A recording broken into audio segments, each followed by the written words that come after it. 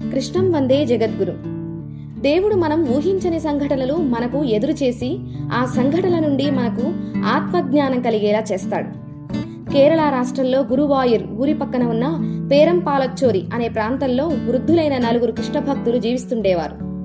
బాగా వృద్ధాప్యంలో ఉన్న ఆ 4 పేదరికంలో ఉన్నవారే. పూట గడవటానికి కూడా చాలా కష్టంగా ఉంటుంది. వారికి తెలిసిందల్లా వంట చేయడమే. దొరికింది తినేవారు లేదా కృష్ణనామస్మరణతో కడుపు నింపుకునేవారు. అదే ఊరిలో ఒక వేడుక జరుగుతుందని, వంట చేయడానికి వంట మనుషులు కావాలని వీరికి తెలిసింది. వీరికి ఒంట్లో శక్తి లేకపోయినా కృష్ణుడి మీద భారం వేసి వంట చేయడానికి సిద్ధమై ఆ వేడుక జరిగే చోటుకు వెళ్లారు. ఆ వేడుక నిర్వహించే కార్యక్రమ నిర్వాహకుడు వాళ్ళని చూసి ఆశ్చర్యపోయాడు. నడుము వంగిపోయి నిలబడడానికే శక్తి లేని ముసలి వాళ్ళు వంట చేయడానికి వచ్చారా అనుకున్నాడు. ఎగతాళిగా నవ్వుతూ, ఈ వయసులో మీరు వంట చేయడానికి వచ్చారే, ఇదేదో చిన్న వేడుక అనుకున్నారేమో. 1000 గుండిగల అన్నం, కూరలు, పప్పుచారు అన్ని రకాలు చేయాలి. ఈ వయసులో మీరు అంత పని చేయగలరా? ఈ వయసులో కూడా మీరు డబ్బు మీద ఆశతో ఈ పని చేయడానికి వచ్చారా అని ఎగతాళిగా అన్నాడు. కృష్ణ భక్తుడైన ఆ 4 వృద్ధులు అతని మాటలకు బాధపడి, ఆ కృష్ణుడి దయ ఉండగా సాధ్యం కానిదే ఉంటుంది. చెప్పండి, మా ప్రయత్నం మేం చేస్తాం, అంతా ఆ కృష్ణుడే చూసుకుంటాడు అని సమాధానం చెప్పారు. బానే ఉంది మీరు చెప్పేది. మీ భారం ఆ కృష్ణుడి మీద నెట్టేసి మీరు చేతులు దులుపుకుందాం అనుకుంటున్నారా ఏమిటి? మీ బదులు కృష్ణుడు వచ్చి చేస్తాడా? ఇది మీ శక్తికి మించిన పని. మీరు చేయగలరన్న నమ్మకం నాకు కుదరడం లేదు అన్నాడు. అయ్యా, ఒక్క అవకాశం ఇవ్వండి, మేము ప్రయత్నిస్తాము. ఇది వరకు ఎన్నో సంతర్పణాలలో లక్షల మందికి వంట చేసిన అనుభవం మాకున్నది అన్నారు. సరే చూస్తాను, తేడా వచ్చిందంటే ముసలివాళ్లు అని కూడా చూడను, జాగ్రత్త అన్నాడు. గురువాయూరప్ప, నీ అనుగ్రహం ఉంటే గడ్డి పోచలతో మదగజాలను కట్టేయచ్చు. దేనినైనా సాధించే శక్తి నీ నామాన్ని ఉచ్చరించగానే కలుగుతుంది ప్రభు.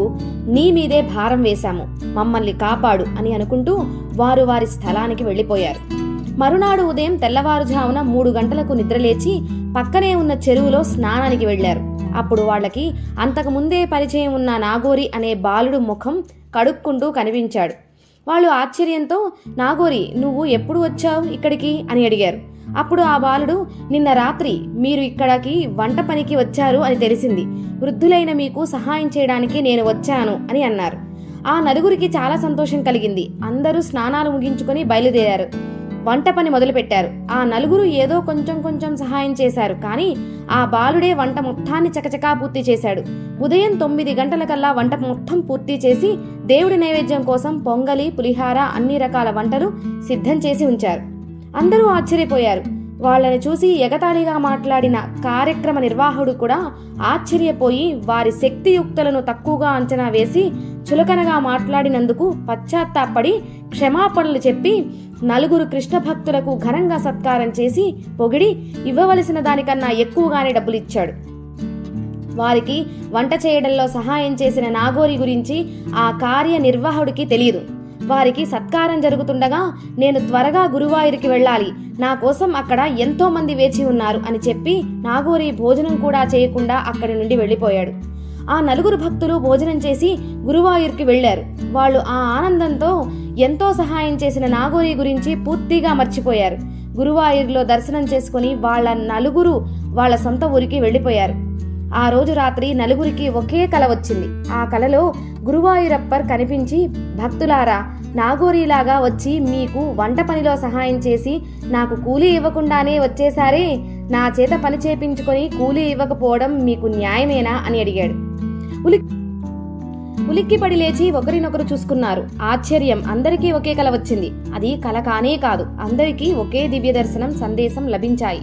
వెంటనే అందరూ ఆనంద భాష్పాలు రాలుస్తూ గురువాయూరప్పని కీర్తిస్తూ జరిగిన లీలను అందరికీ వివరిస్తూ తన్మయత్వంలో గురువాయూర్కి చేరి స్వామివారికి తమకు వచ్చిన దానిలో ఒక భాగాన్ని సమర్పించారు. ఆ సంఘటన మూలంగా ఇప్పటికీ కూడా 1000 గుండిగల నైవేద్యం చేసి గురువాయూరప్పరికి పూజ చేస్తారు. ఆ సమయంలో వంట చేసే కూలీలు వారికి వచ్చిన కూలీ డబ్బులో ఒక వంతు దేవుడికి నేటికీ సమర్పిస్తుంటారు. కృష్ణం వందే జగద్గురు.